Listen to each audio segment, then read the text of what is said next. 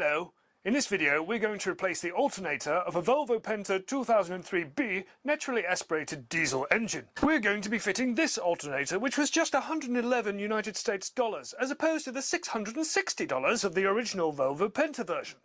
Let's get started. Step 1 is to disconnect the batteries from the negative terminal to avoid any unwanted short circuits. Of course, this is standard Haynes manual procedure. Step 2 is to stop using the silly theatrical voice. And step 3 is to loosen the tensioner adjustment bolt. You'll have to hold the nut at the back of the bolt as well to stop it from spinning around. Step 4, loosen the mounting bolt.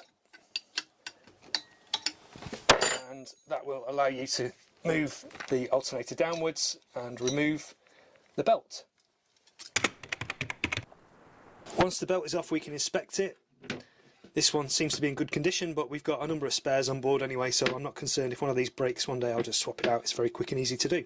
Before I remove the alternator from the engine, I'm just going to go around the back and label up all the wires so I know where they're going, because once you've got it all disconnected it could get a little bit confusing.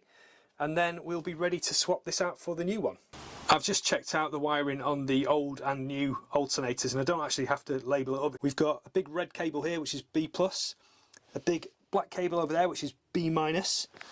The D+ has a kind of push fit crimp connector on it, so there's only one of the wires that can go on there. The other one has a ring terminal which will go onto the W connection, and that's the same on here, so it's just a case of swapping it over like for like. The only difference we have is that this yellow sense wire, when I pull that off there, it's going to have a female crimp connector on it, and over on the boat side we've also got a female crimp, so they're not going to go together. I'm just going to have to crimp on a new end here, and then that should be us hunky-dory.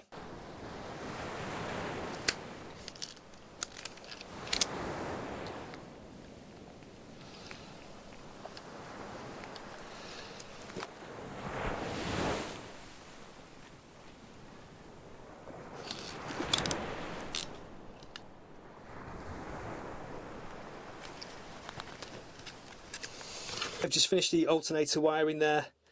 The only one extra thing to be aware of was there was a little cable hidden away on the B- connection as well. But when you're taking them off you can see them, it's really not too difficult. Now the wiring's done. I've just put this adjustment bolt back in position. I'm going to tighten that up so that I can just about move the alternator. The uppermost bolt is still loose, the lowermost bolt is tight-ish. You can still move it around, but it's fairly tight. And now I can get the belt, position it around the lower pulley, and then move the alternator down, place the belt over the upper pulley. Then all I need to do is pull hard on the bottom of the alternator.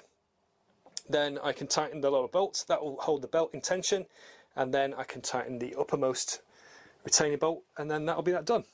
That's the belt in position and tensioned. A good rule of thumb for belts is the furthest part away from pulleys. Grab it and turn it. You should get a quarter turn on it. It shouldn't really go any further than that. So yeah, that's a good tension. Happy.